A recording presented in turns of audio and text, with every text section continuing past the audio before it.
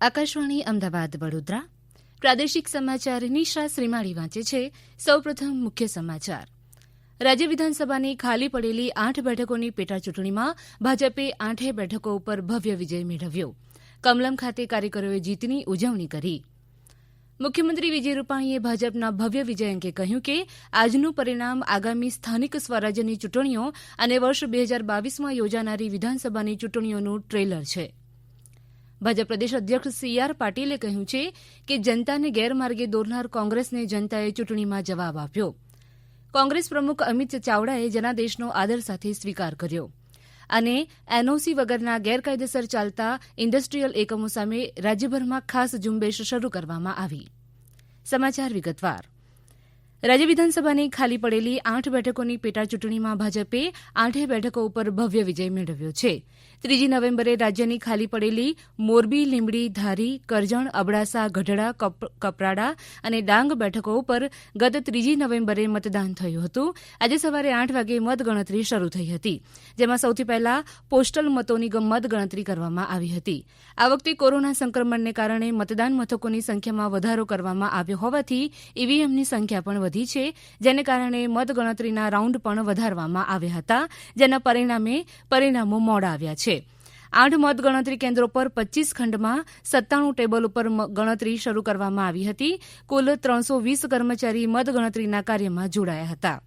મતગણતરી કેન્દ્ર પર કેન્દ્રીય ચૂંટણી પંચની ગાઈડલાઈન મુજબ કોરોના અંગે તકેદારીના પગલાં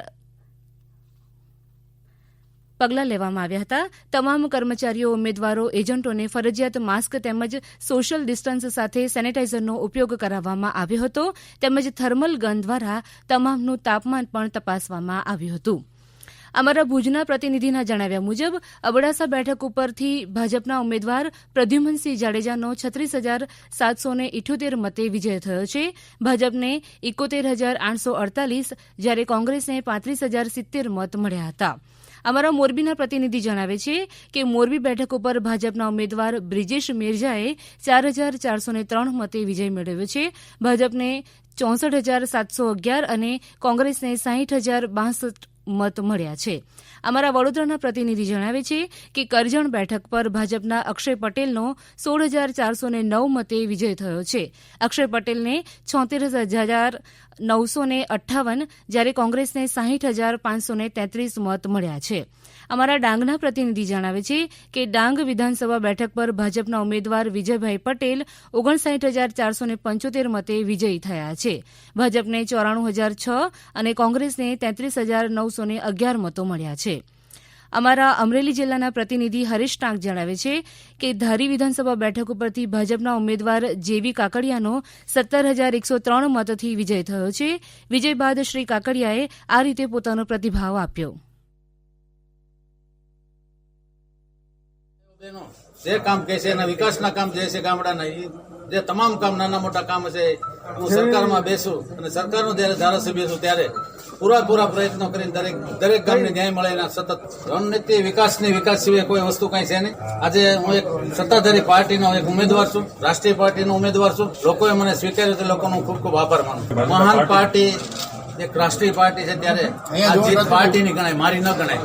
હું એક પાર્ટીના સેવક તરીકે કામ કરીશ.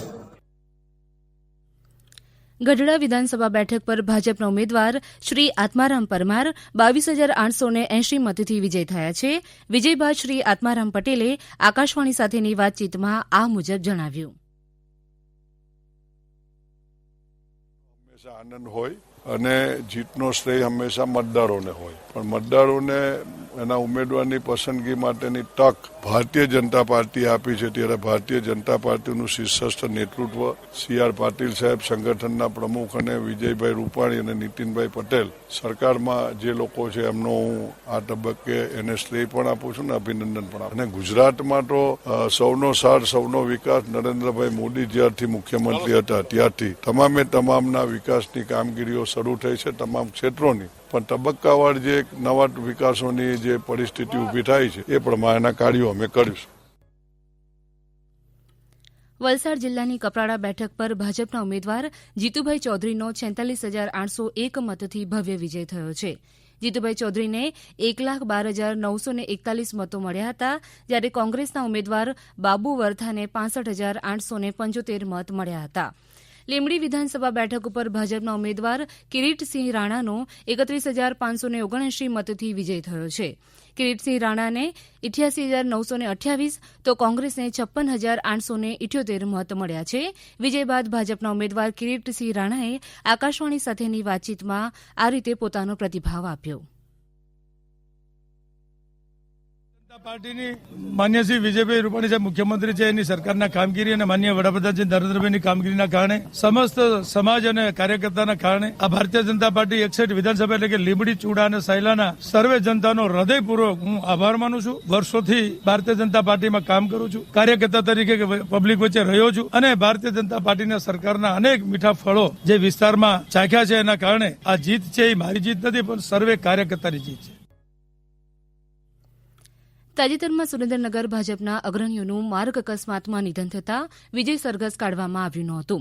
અત્રે ઉલ્લેખનીય છે કે રાજ્યસભાની ચૂંટણી વખતે કોંગ્રેસના ધારાસભ્યોના રાજીનામાથી ખાલી પડેલી 8 પૈકી 5 બેઠકો પર ભાજપે પક્ષપલટો કરીને આવેલા ઉમેદવારોને ટિકિટ આપી હતી. 8 બેઠકો પર કુલ 81 ઉમેદવારો ચૂંટણી જંગમાં હતા. મુખ્યમંત્રી શ્રી વિજય રૂપાણીએ કમલમ ખાતે પત્રકારોને સંબોધન કરતા જણાવ્યું હતું કે ગુજરાતમાં યોજાયેલી 8 વિધાનસભા બેઠકોની પેટાચૂંટણીમાં કોરોના મહામારી કાળના સમયમાં પણ જનતાએ ઉત્સાહપૂર્વક ભાજપા તરફી મતદાન કરી 8 વિધાનસભા બેઠકો પર ભાજપના ઉમેદવારોને ભવ્ય વિજય અપાવ્યો છે. તે બદલ હું ગુજરાતના મતદારોનો આભાર વ્યક્ત કરું છું. શ્રી રૂપાણીએ જણાવ્યું હતું કે ભાજપનો વિજય એ જનતાનો વિજય છે. આજનું પરિણામ એ આગામી સ્થાનિક સ્વરાજ્યની ચૂંટણીઓ અને 2022ની વિધાનસભાની ચૂંટણીનું ટ્રેલર છે. ભારતીય જનતા પાર્ટીનો વિજય થઈ રહ્યો છે. બિહારમાં પણ એનડીએ આગળ છે.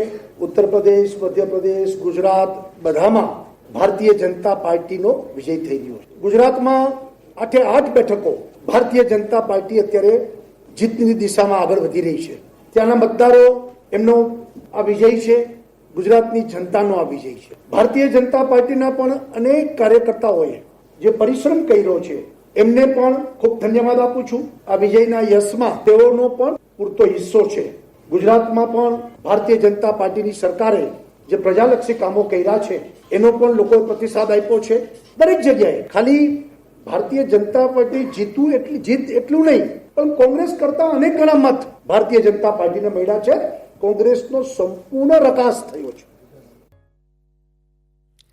ભાજપા પ્રદેશ અધ્યક્ષ શ્રી CR પાટીલે જણાવ્યું હતું કે રાજ્યના નાગરિકોના ભાજપ પરના અતૂટ વિશ્વાસ અને ભાજપા સંગઠન અને કાર્યકર્તાઓની બૂથ સુધીની અસરકારક ચૂંટણીલક્ષી વ્યવસ્થાને કારણે ભાજપાને 8 બેઠકો પર ભવ્ય વિજય હાંસલ કરવામાં સફળતા મળી છે.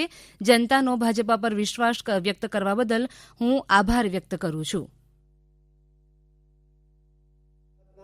મતદાર ભાઈ બહેનોએ જે રીતે ભારતીય જનતા પાર્ટીના ઉમેદવારોમાં વિશ્વાસ મૂક્યો એના કારણે જીત તો થઈ છે, પરંતુ ભવ્ય જીત થઈ છે. એના માટે હું સૌ મતદાર ભાઈ બહેનોનો પણ આભાર માનું છું. કાર્યકર્તાઓની મહેનત અને આગેવાનોએ જે રચના કરી વ્યૂહરચના એના કારણે આ જીત સંભવિત થઈ છે.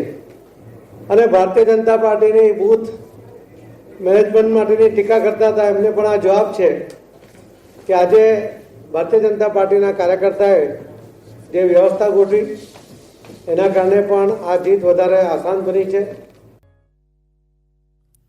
દરમિયાન રાજ્ય વિધાનસભાની ખાલી પડેલી 8 વિધાનસભાની પેટાચૂંટણીના આજે પરિણામો જાહેર થતાં ભાજપના પ્રદેશ કાર્યાલયે કાર્યકર્તાઓ મોટી સંખ્યામાં ઉમટી પડ્યા હતા.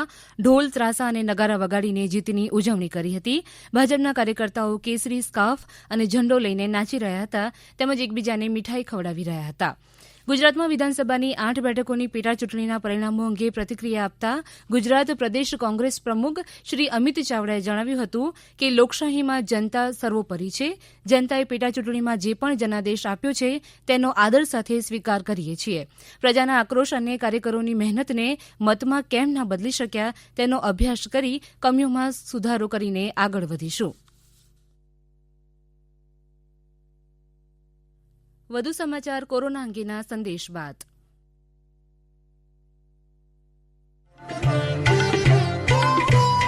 કોવિડથી બચવાના મહત્વપૂર્ણ 3 ઉપાય: માસ્ક પહેરો, 2 ગજનું સલામત અંતર જાળવો અને હાથ સાફ રાખો.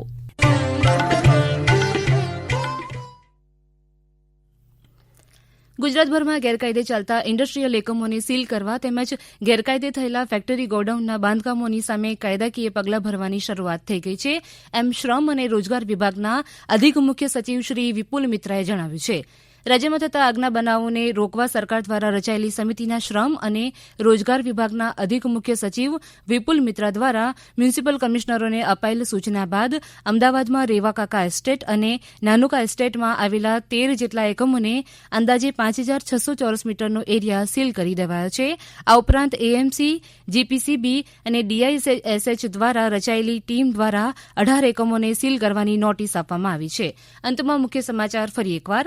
રાજ્ય વિધાનસભાની ખાલી પડેલી 8 બેઠકોની પેટા ચૂંટણીમાં ભાજપે 8 બેઠકો ઉપર ભવ્ય વિજય મેળવ્યો છે. કમલમ ખાતે કાર્યકરોએ જીતની ઉજવણી કરી. મુખ્યમંત્રી શ્રી વિજય રૂપાણીએ ભાજપના ભવ્ય વિજય અંગે કહ્યું કે આજનું પરિણામ આગામી સ્થાનિક સ્વરાજ્યની ચૂંટણીઓ અને વર્ષ 2022માં યોજાનારી વિધાનસભાની ચૂંટણીઓનું ટ્રેલર છે. આકાશવાણી અમદાવાદ વડોદરા કેન્દ્ર પરથી સમાચાર પૂરા થયા.